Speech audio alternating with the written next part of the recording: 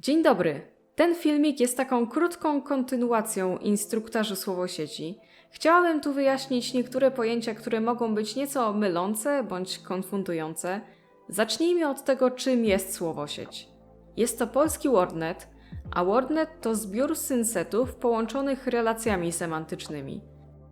Synset to zbiór synonimów i stąd nazwa.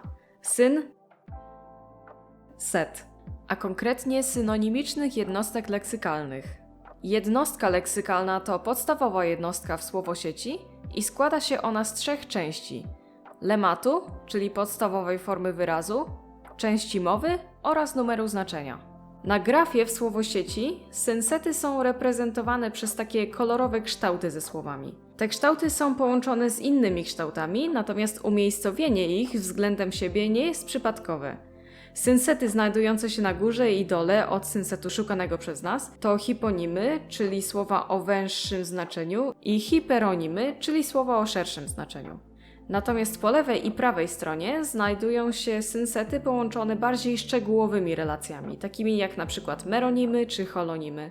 Kiedy szukamy jakiegoś słowa, to wpisujemy w wyszukiwarkę jego podstawową formę, czyli lemat. Czasami ten sam lemat pojawia się jako różne części mowy, tak jak w tym przypadku. Dziękuję za obejrzenie tego filmiku. Mam nadzieję, że wyjaśnił on parę kwestii i teraz Wasze doświadczenie korzystania ze słowosieci stanie się jeszcze lepsze.